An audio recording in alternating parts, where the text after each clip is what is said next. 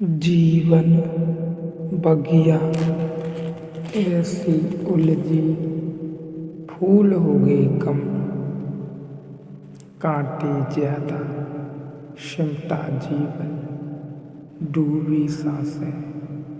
आना है तो अब भी आ जा, यदि आपने अभी तक अंतिम अध्याय नहीं देखा है तो कृपया करके अंतिम अध्याय देखें, उसके बाद ही इस अध्याय में प्रवेश करें। मैं तो बिना बुद्धि का साक्षी हूँ, न तो मैं बुद्धि हूँ, ना ही मन हूँ, ना ही विचार हूँ, ना ही मनन करने वाला हूँ। असल में निर्णय के लिए ही बुद्धि की व्यवस्था है। निर्णय लेना ही पड़ेगा, पक्ष विपक्ष यहाँ या वहाँ होना ही पड़ेगा।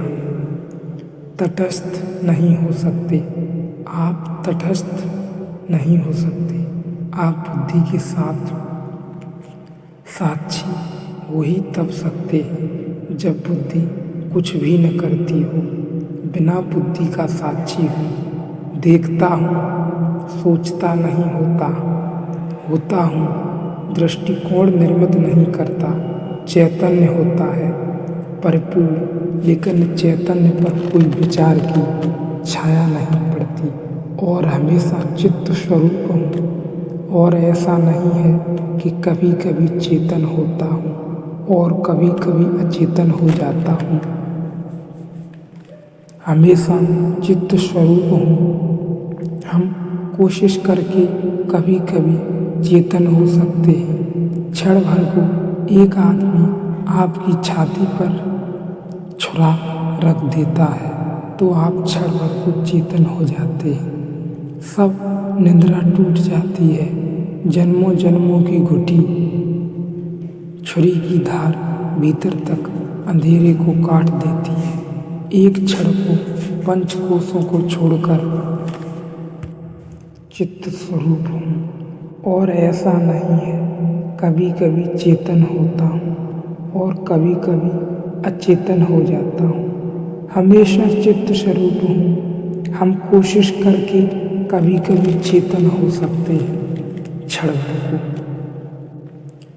एक आदमी अपनी छाती पर छुरा रख देता है तो आप क्षण भर को चेतन हो जाते हैं और सब निद्रा टूट जाती है।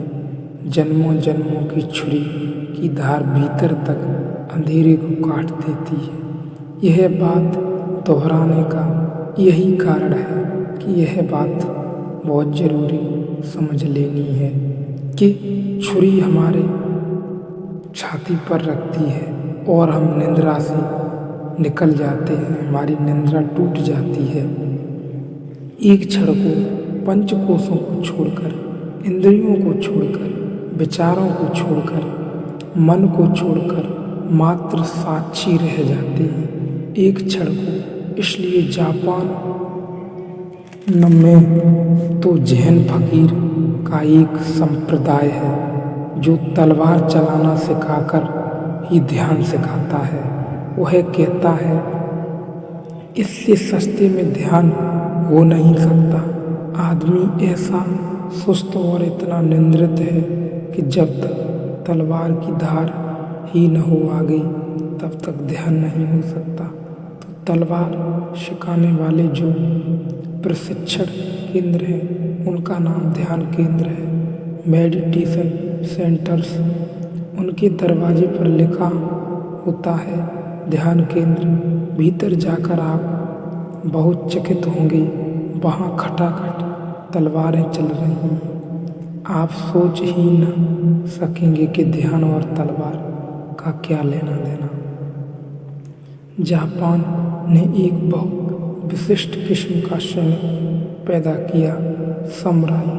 समुराई का मतलब होता है ऐसा सैनिक जो ध्यान और तलवार को एक बना लेता है। इसलिए समुराई सैनिक जैसा सैनिक पृथ्वी पर कहीं भी पैदा नहीं हो पाया। भारत में भी जो राजपूत पैदा हुए वे भी ना कुछ हैं। समुराई के मुकाबले, क्योंकि समुराई की शिक्षण की जो अनिवार्य बात है वह यह है कि जब तक तू तलवार हाथ में उठाए तो बुद्धि रुक जाए। यही शिक्षण है, जब तू तलवार हाथ में उठाए तो भीतर बुद्धि रुक जाए।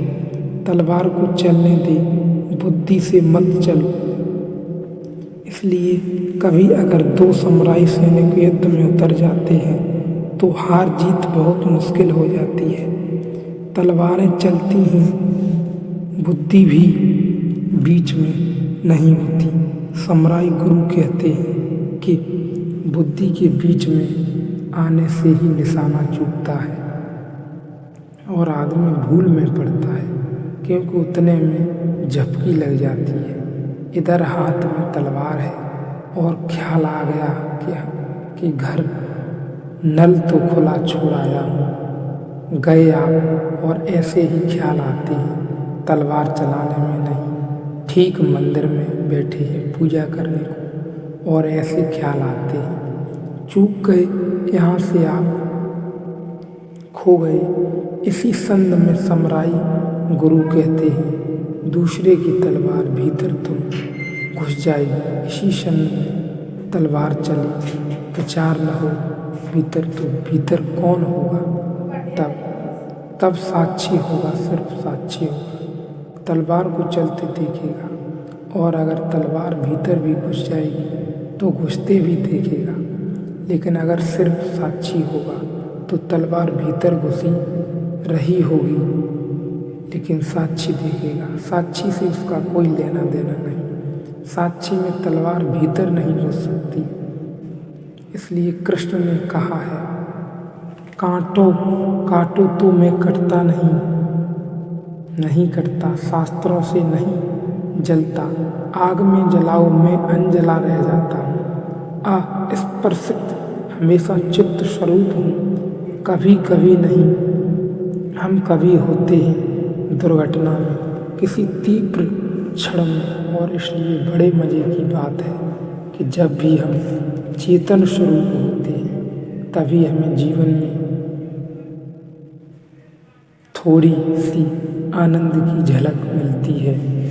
कभी शायद जिंदगी में एक आध दो क्षण ऐसे आम आते हैं कि हम अचानक एक झलक पा लेते हैं जो फिर कभी नहीं मिलती।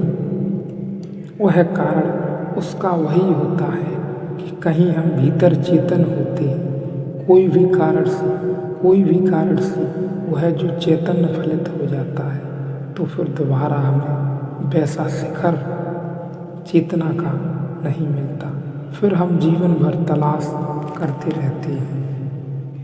यह कहीं भी हो सकता है। रात के सन्नाटे में किसी क्षण में ऐसा हो सकता है कि झिंगुर की आवाज़ ही रह जाए और भीतर विचार न हो, तो उसी क्षण जो आनंद मिलेगा वह कभी नहीं मिला। सुबह सूरज को उगते देखकर ऐसा कभी हो सकता है, सूरज की उगता रहे और भीतर कोई विचार न रह जाए, इतना भी विचार न बने कि यह सूरज है, सूरज का शब्द भी भीतर निर्मित न हो, तो उसी क्षण जो अनुभव होगा उस अनुभव में सूर्य देवता हो जाएगा। वह अनुभव फिर भूलने जैसा नहीं है। कभी अकस्मात ऐसा घट जाता है। इसको व्यवस्था से घटाने का नाम ध्यान है कि हम जागे ही रहे, लेकिन चेष्टा इसमें है। यह बात बहुत जरूरी है जान लेना। यहाँ बेशक चैतन्य का स्वरूप है, लेकिन यह चेष्टा है। ऋषि कहता है इसे भी छोड़ो।